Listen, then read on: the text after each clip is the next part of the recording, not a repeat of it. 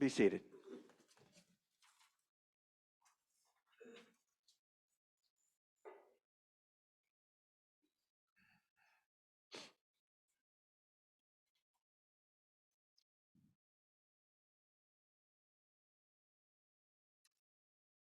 May the words of my mouth and the meditations of our hearts be acceptable in your sight, O God, our strength and our Redeemer. Amen.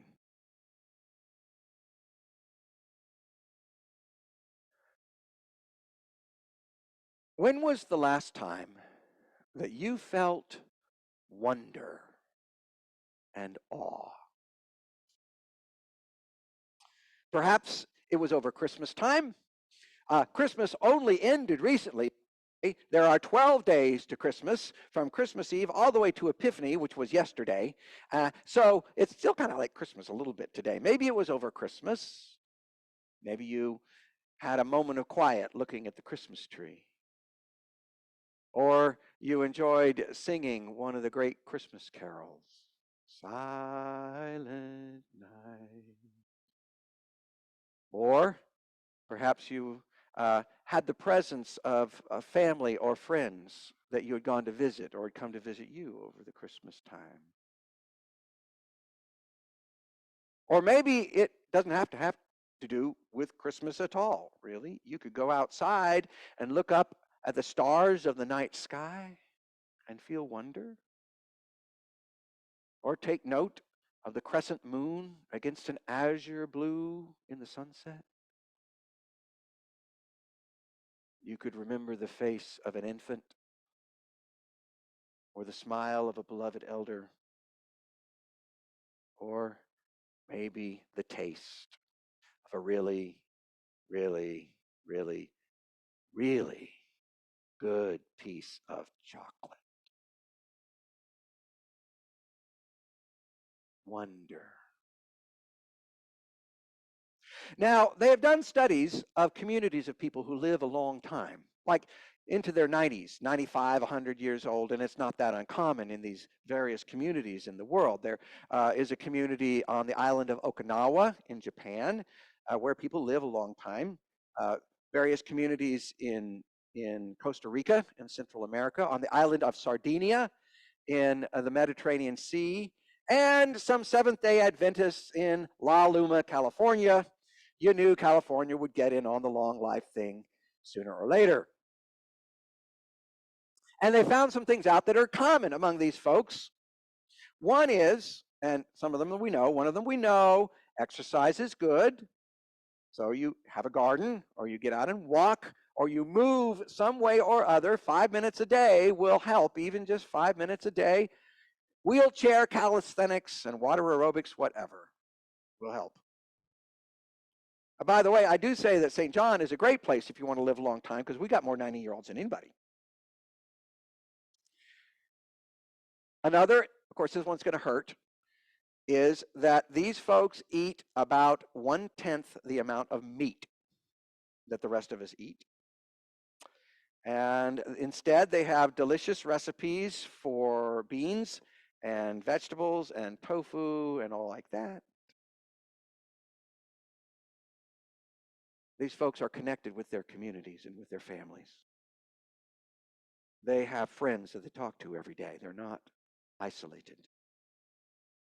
And they have the capacity to experience wonder. They have an awareness of the things in the world that inspire awe.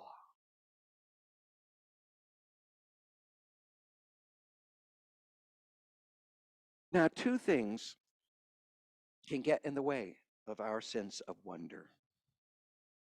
They are fear and its child, anger. Fear and anger have a place in God's ordering of our minds. They are not bad things. Star Wars tells us that fear and anger are bad things. They are not bad things. For example, fear is created for a purpose to keep us safe. You will not be driving down Highway 71 at 100 miles an hour. Even if you are late for the meeting, you're not going to do this because you're going to get pulled over and get the ticket of all tickets, won't you? Moreover, you're not going to drive down Interstate 71 at 100 miles an hour because you might crash and die and kill somebody else. So no, you're afraid. That's good.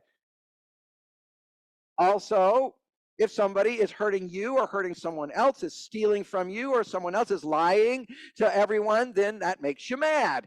That's okay. That's a good thing. It's designed to keep us safe. Fear and anger have a place. The problem comes when all of our decisions are based on our fear. When our fear is our primary concern in making decisions in our life, then the fear becomes an idol. The problem comes when our anger molds and shapes our way of looking at the world, our attitude toward other people. And then we've made a God out of our anger. And we are acting and believing as if the anger and the fear were deeper than the wonder and the power and the hope and the laughter and the love of God, which is deeper than anything that we could possibly be afraid of or anything that we could be mad at.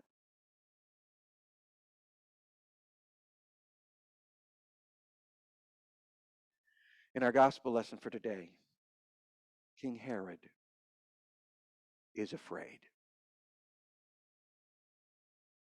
He is trapped by his fear, and he cannot experience the wonder of the Christ child.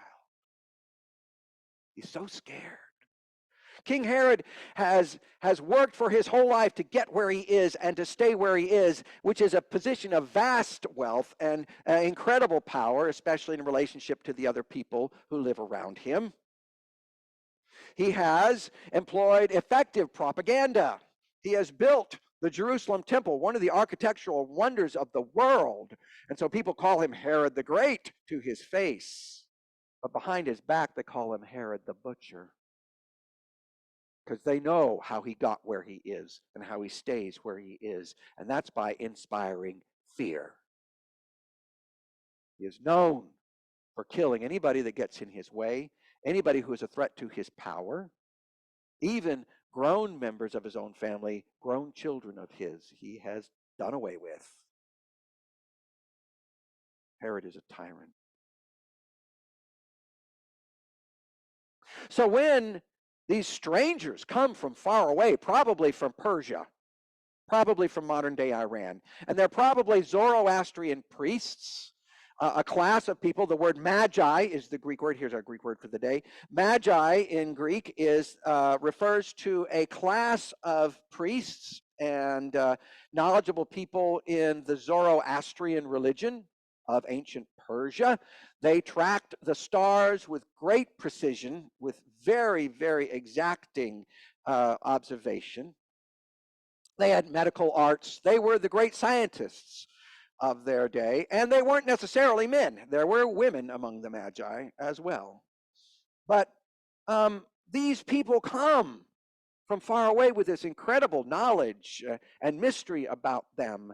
And they ask, where is the King of the Jews to be born?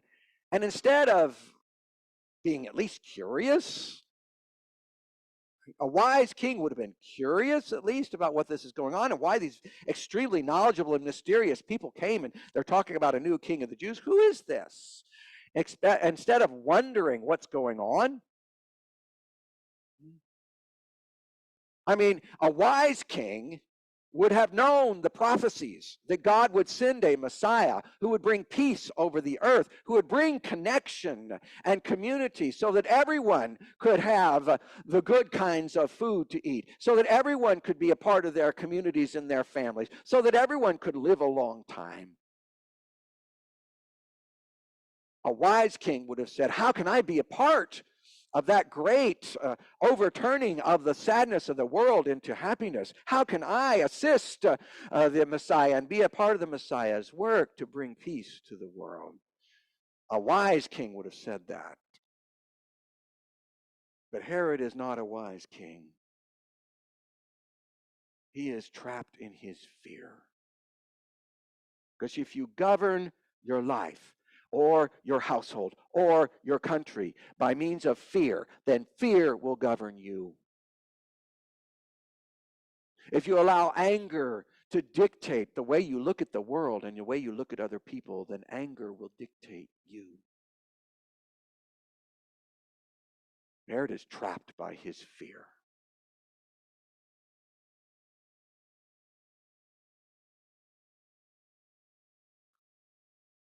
So, just a little aside, when you or I are watching the TV and the TV says to us, be afraid, be afraid, be afraid, be afraid, be afraid, be very, very, very afraid,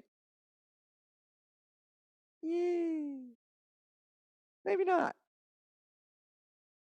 When we're looking at the internet on our computer and the computer says, be angry, be angry, be angry, very, very, very, very angry, angry, angry, like me, maybe we don't have to quite.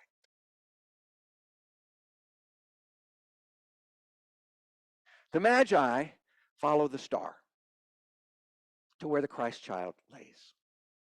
And when the star stops, they find the Christ child. They are overwhelmed with joy. When was the last time you were overwhelmed with joy? The Magi have the capacity to experience wonder. They are not terrified, at least not quite so much. The Magi display three characteristics of people who follow Jesus faithfully and who have wealth and power. Okay, because the Magi were very wealthy and they had the ability to travel long distances. That means they had a lot of power. But you and I also fit into that category. If we have a car and if we have air conditioning in our house, we are probably wealthier than most of the people in the whole world.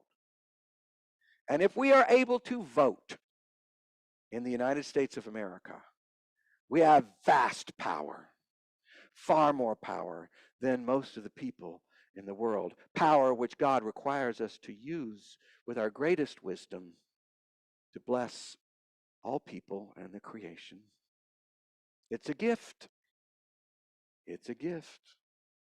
And with great power comes great responsibility. So, there are three characteristics that are common to people who have wealth and power who are faithful followers of Jesus. The first is humility. We do not think that we are better than anybody else. Likewise, the Magi bow down to the Christ child. They humble themselves before the baby Jesus. Secondly, we are generous. We share what we have in order to bless the world. So the Magi bring their gifts of gold and frankincense and myrrh, very valuable gifts in those days. And thirdly, we are willing to take risks for the sake of the gospel. Willing to risk ourselves, our position, our power, our wealth, and our lives in order to show the world that the wonder of God and the laughter of God and the joy of God and the love of God are deeper than anything we could possibly be afraid of or anything that we could be mad at. So also Magi take a risk in the gospel lesson for today because they disobey the tyrant. Herod has told them to go and find the Christ child so that he can worship the Christ child. Well, Herod has no more intention of worshiping the Christ child than a Louisiana alligator. He wants to destroy the Christ child. And we see the murderous intent that he has in the verses immediately after the gospel lesson for today. It's awful. He lies to the Magi. The Magi are told to go home by another way. What would happen if one of Herod's henchmen found out that they were misleading Herod and going by another way? If they were disobeying Herod and going home and not going by Jerusalem to tell him where the Christ child is, that threat to his power. What would happen if that henchman brought some of the other henchmen and hauled them into one of Herod's many palaces, and Herod stood before them and decided what he was going to do with them for disobeying him? It would not have been pretty, I'll guarantee you that. The Magi take risks for the sake of the gospel. So also do faithful followers of Jesus, do we, who have wealth and power. Because you and I have exquisite gifts and deep training in the arts of medicine, in business, in carpentry, in the ability to do numbers, in teaching, in how to be family, how to be community, how to be a good friend. We bring all these incredible gifts to the Christ child and use them to bless the world. We are magi, you and I. We have the capacity for wonder still. So, the next time the TV says to you, be afraid, be afraid, be afraid, be very, very afraid, maybe we could turn it off. Ooh, Pastor Andy's suggesting radical things today. Next time the computer says, be angry, angry, angry, angry, be very angry like me, maybe we could shut it down and go outside and look up at the stars of the night sky, or note the crescent moon sharp against the azure sunset light, or hum a favorite tune, or remember the face of an infant or a beloved elder, or taste a piece. One piece won't hurt. A piece of really, really, really, really good chocolate. Thanks be to God.